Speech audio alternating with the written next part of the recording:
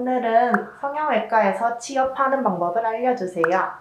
성형외과에는 일반적으로 두 개의 직종이 있습니다. 코디네이터와 실장 쪽 직종이 있고요. 그 다음에는 수술실 쪽의 직종이 있습니다. 물론 피부를 하는 쪽 성형외과면 피부 관리실 쪽이 있는데 저희 병원 같은 경우는 피부 쪽이 없기 때문에 그런 쪽은 없고요. 그 외에 제3의 직종으로 마케팅 쪽이 있습니다. 마케팅은 없는 병원도 있기 때문에 일단은 실장과 코디네이터를 중심으로 말씀을 해드릴게요. 코디네이터와 실장을 구별하는 병원도 있고 아닌 병원도 있습니다.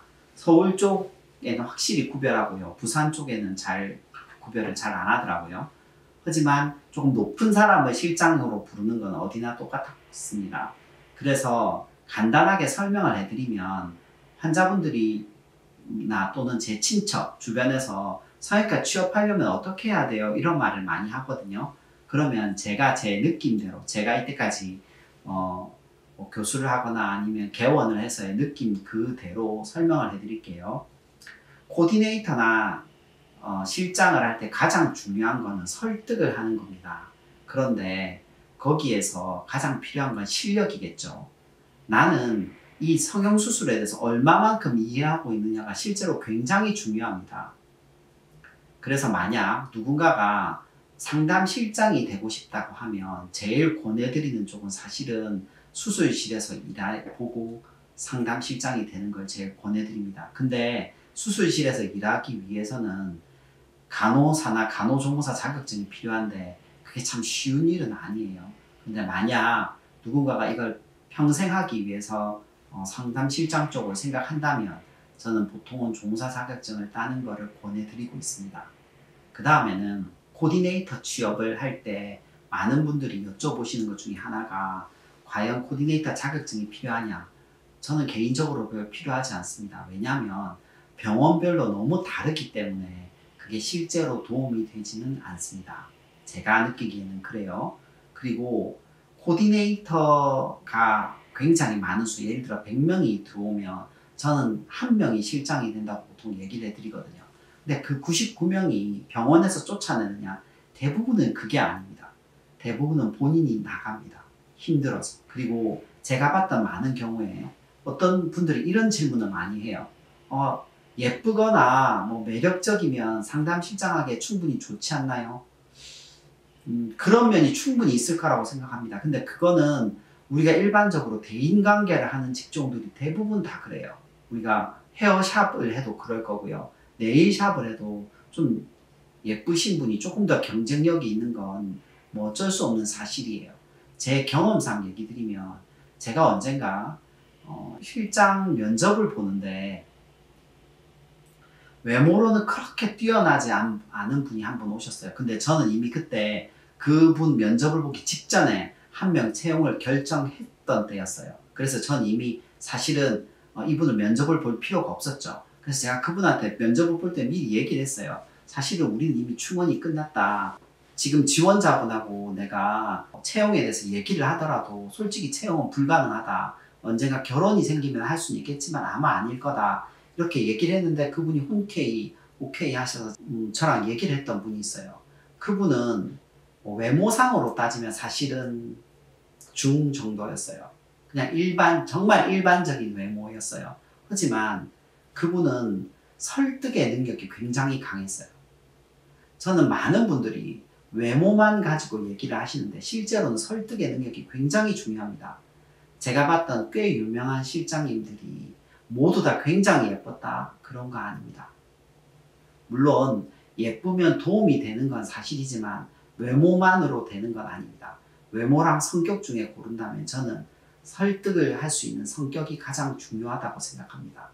그 다음에 또 하나는 실장은 작은 병원이든 큰 병원이든 여러 파트를 다 통솔해 가야 되는 역할을 맡게 됩니다. 그래서 수술실이나 마케팅 여러 다른 분야를 잘 통솔할 수 있는 리더십이 필요합니다.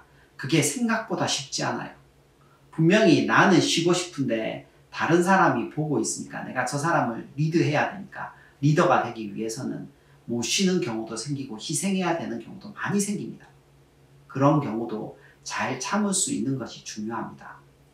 그 다음에 상담실장이 언젠가 뭐 코디를 거쳐서 되었을 때도 실적에 너무 예민해하는 건 좋지 않습니다. 왜냐하면 내가 그 병원을 알아가고 그 원장님과의 어떤 관계를 계속 발전시키면서 환자하고도 인간관계를 계속 발전시키면 결국 매출은 시간이 지나면 아주 조금씩이지만 서서히 올라가게 되어 있습니다. 물론 뭐 성수기 따라 다르고 비수기 따라 다르고 성향에 따른 곳이 부침이 심한 곳입니다. 그게 다를 수 있지만 시간이 걸린다는 걸 아시고 만약 누군가가 나는 코디네이터로 성형외과에 입사를 하게 된다고 하면 저는 좀 시간이 많이 필요할 것이다. 이 병원 쪽의 생리를 아는데 그렇게 설명을 해드립니다. 그리고 성형외과나 피부과의 실장들이 엄청난 연봉을 받는다고 생각하시는 분들이 많이 있습니다. 그런데 실제로는 환자나 아니면 지원자들이 알고 있는 것보다는 그렇게 고가의 연봉을 받는 사람은 드뭅니다. 비유를 해드린다면 호떡집 잘하는 사람은 한 달에 엄청난 수익을 올릴 겁니다. 그게 근데 모든 호떡집이 그만큼 돈을 번다는 얘기는 아니잖아요. 성형외과도 마찬가지입니다. 뭐 호떡집을 비하하는 게 아닙니다. 성형외과도 잘 버는 곳도 있고 못 버는 곳도 있습니다. 근데 평균치는 그리 높지 않다는 걸 그 지원자들이 충분히 아시면 좋겠고, 나는 뭐 상담실장을 하면 평균 실수령액으로 500, 600, 700 막 이렇게 벌 거야. 이렇게 생각하는 거는 지금의 현실과는 약간 다릅니다. 물론 세월이 지나면 그렇게 될 수도 있겠지만 현실은 그렇지 않다는 걸 말씀드리고 싶고요. 그 다음에 수술실 직종은 간호조무사나 뭐 간호사 자격증이 필수적인데 그거는 어떤 수술적인 거하고 많이 연관이 있는 분들이 좋습니다. 예를 들어 간호조무사라면 수술 쪽을 많이 해본 산부인과나 아니면 비뇨기과 뭔가 수술을 좀 많이 해본 조무사 출신들이 성형외과에 와서 적응을 잘하는 것 같습니다.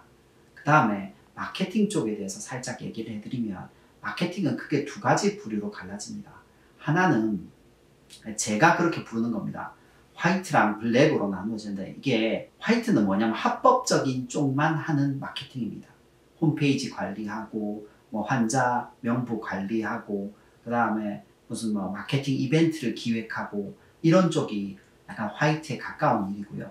그 다음에 블랙은 약간 어떤 거냐면 후기 쓰고 내가 안 한 수술에 대해서 후기 쓰고 그 다음에 뭔가 거기서 메시지 날라오면 난 이 병원에서 했어요 라고 얘기하고, 참고로 제가 말씀드린다면 수술을 만약 엄청나게 많이 하더라도 정말 그 환자가 아무 이유 없이 내 사진을 공개하고 뭐 내가 여기서 했다 이렇게 길게 뭐 수술 전 하루, 수술 전 2일, 수술 후 이틀, 수술 후 4일 이렇게 사진을 연달아서 내보내는 경우는 선의에 의해서는 거의 보지 못했습니다. 만약 누군가가 선의에 의해서 쓴다면 굉장히 짧게 쓸 겁니다. 어떻게 보면 약간 무뚝뚝하게. 저는 그런 것들이 오히려 팩트가 담긴 글이라고 생각하고 특정 카페나 어떤 데서 도배하듯이 너무 많은 글들이 정기적으로 올라온다.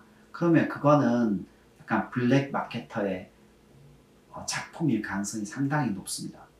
그래서 뭐 누군가가 마케터가 되겠다면 그것도 싫어하진 않겠지만 블랙 마케터들이 나중에는 불법의 의료법이란 게 광고에 대해서 굉장히 엄격하거든요.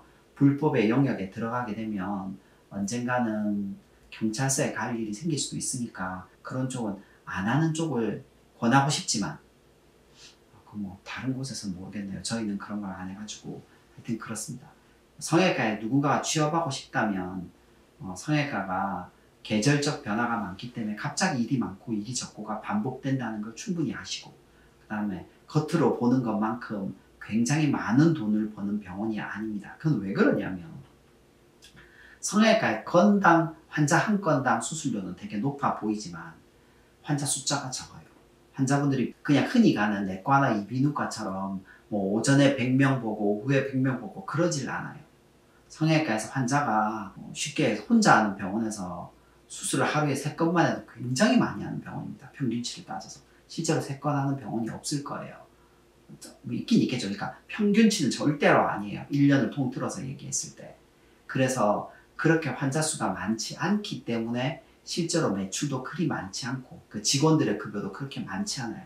대신 나는 이쪽 일을 좋아하고 내가 여기에 관심이 많고 같이 뭔가 성장해 간다고 생각하면 지원자분들도 충분히 자신이 믿을 수 있는 병원을 선택해서 거기서 일하면 장기적으로는 좋을 것이라고 생각합니다. 대신 너무 일확천금을 노리고서 일하는 거는 실제로는 그렇게 안 되더라고요. 제가 봤던 경험으로 보면. 이걸 지원자분들이 참고하셨으면 좋을 것 같고, 특히 코디네이터가 될 때에는 상담실장이 되는 그날까지 끝없이 인내해야 된다는 거를 잘 아셨으면 좋을 것 같아요. 감사합니다. 감사합니다.